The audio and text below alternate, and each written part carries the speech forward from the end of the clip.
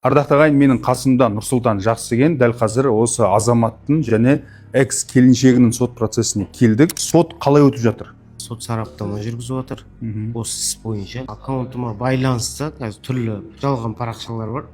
Сол парақшалардың атынан жазылған. Қандай сөзді сіз жалған деп саралап тұрсыз?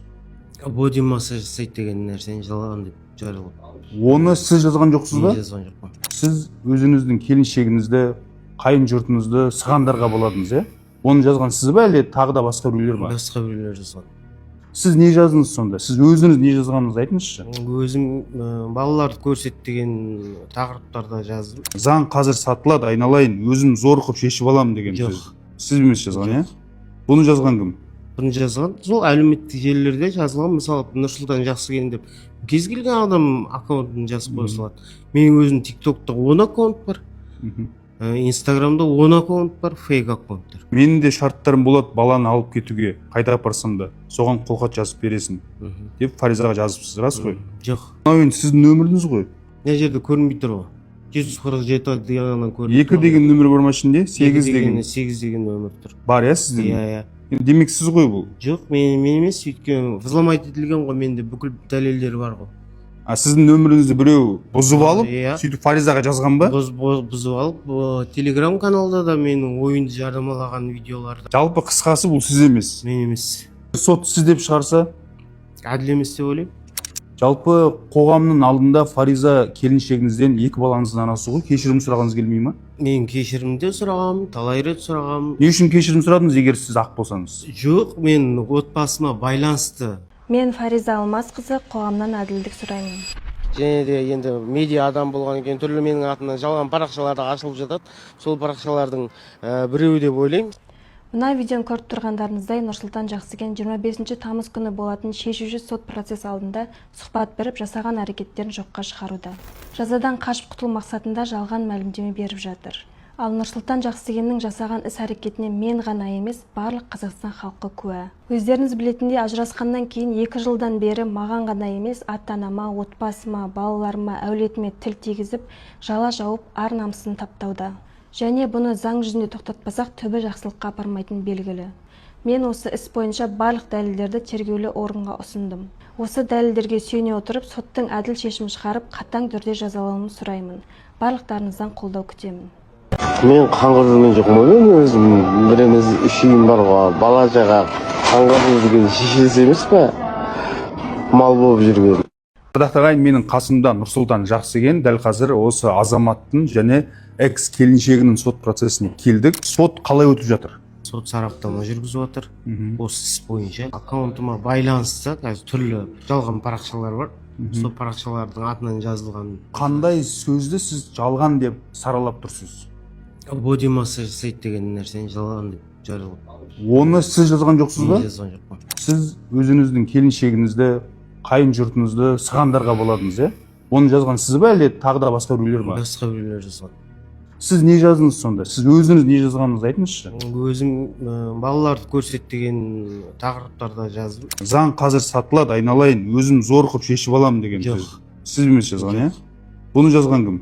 Бұны жазған сол әлеуметтік желілерде жазылған. Мысалы Нұрсұлтан Жақсыген деп кез келген адам аккаунтын жазып қоя салады. Менің өзім TikTok'та 10 аккаунт бар. Инстаграмда 10 аккаунт бар, фейк аккаунттар. Менің де шарттарым болады, баланы алып кетуге, қайта апарсам да, соған қолхат жазып бересің деп Фаризаға. Неге сіз сол кезде, резонанс болған кезде, бұл жалған аккаунт, мен емеспін деп қоғамға шықпадыңыз? Сіз енді медиа адамсыз ғой. Себебі өзі мен Инстаграм бұғатталып қалған. Инстаграм бұғатталса да басқа да желілер бар ғой, TikTok бар, Facebook бар, Threads бар дегендей. Отбасыма байланысты дүниелерді біле жарияламадым. Шешесі боди массаж жасап кетсе не істеймін енді. 2 бала да менікі емес ау деп қалам, тексеру керек. Көшеде қалған бейшара ғой, жай ғана тряпка. Жақсыген Нұрсұлтан, сағаты 25 мың, бір түнгі 70 мың сарайшықта жасайды. Аты шулы боди массажист. Құрметті сот, мен толық айта аламын, өйткені мен өзім жазсам, мен қазір мен айтар едім, мен өзім ол аккаунтта өзім отыратын едім ол уақытта деп. Себебі мен ол жерде ол аккаунт мен қазірде жоқ, мен бұрында ол уақыттарда отырмаған. Жазған хаттың барлығы Нұрсұлтан өзі жазды, себебі лева аккаунт ашқанның өзінде ол Threads, TikTok, Telegram, Instagram, WhatsApp барлығынан біреу ашып жазады деп ойламаймын. Сіз үшін әділ үкім қандай? Қатаң жазасын алғанын қалаймын. Ол бас бостандығынан айыру ма, шектеу ме, әлде бас айыппұл бостандығынан ма? айыру. Нұрсұлтан Жақсыгеннің кінәсі сотпен толық дәлелденсе, жазасы қандай болуы мүмкін? 3 жылға дейін бас бостандығынан айыру жазасы көзделген. Сонымен қатар сол уақытқа дейін де бас бостандығынан шектеу жазасына тағайындалуы мүмкін. Ардақты ағайын, бүгін үкім шықпады. Нұрсұлтан Жақсыгенге қатысты сот процесі келесі апта жалғасын табады. Мұнда Фариза келіншегіңізден 2 балаңыздың анасы ғой, кешірім сұрағыңыз келмей ме? Мен кешірімде сұрағам, талай рет сұрағам. Не үшін кешірім сұрадыңыз, егер сіз ақ болсаңыз? Жоқ, мен отбасыма байланысты. Неге сіз сол кезде, резонанс болған кезде, бұл жалған аккаунт, мен емеспін деп қоғамға шықпадыңыз? Сіз енді медиа адамсыз ғой. Себебі өзі мен Instagram бұғатталып қалған. Instagram бұғатталса да басқа да желілер бар ғой, TikTok бар, Facebook бар, Threads бар дегендей. Отбасыма байланысты дүниелерді біле жарияламадым. шешесі боди массаж жасап кетсе не істеймін енді. 2 бала да менікі емес ау деп қалам, тексеру керек. Көшеде қалған бейшара ғой, жай ғана тряпка.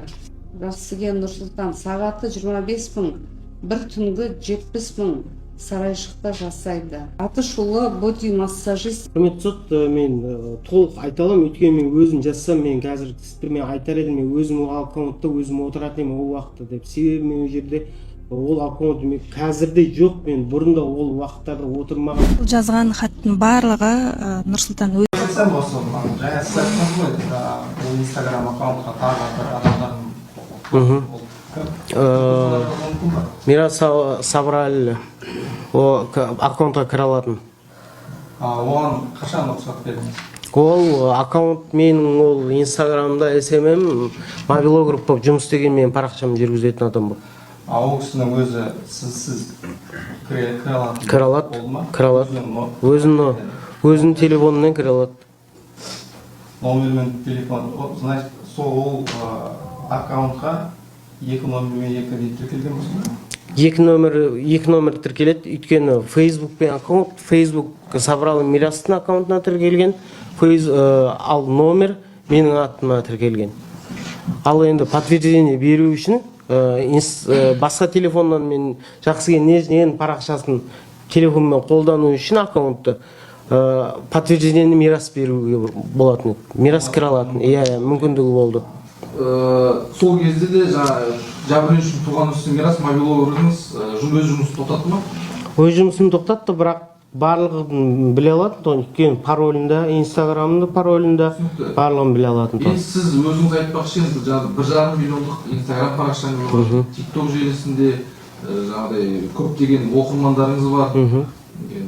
Қалайша сіз әйеліңізбен ажырасып тұрып, оның туған інісіне өзіңіздің жеке деректеріңізді, парольдарыңызды қайтарып бере салдыңыз, қалдырып? Себебі менде үш аккаунтта 3 түрлі пароль еді. Сондықтан да қазір менде бір шабуыл жасалмағандықтан Инстаграмнан ондай кезде үлкен бір хейт кетпегендіктен мен қатты басты назар аудармадым. Өйткені мен өзім қолданып жүрген едім аккаунтты. Кейбір кезде кейбір оқиғалар болды, басқа аккаунтпен кіріп бір бұғатталған кезде подтверждениені берші деп сұраған кездерім болды. Жәбірленуші, айтыңызшы, боди массаж жасайды деген телеграм арқылы берілді ғой, жарнама.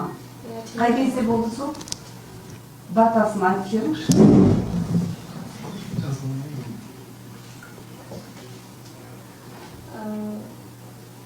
2026 жылдың январдың 1-і болды. 16 январ болды. 16 январ, ол бірінші емес қой, бұл ең соңындағы, ең соңындағы сізге жасалған. Телеграм бойынша осында жарнама берілді,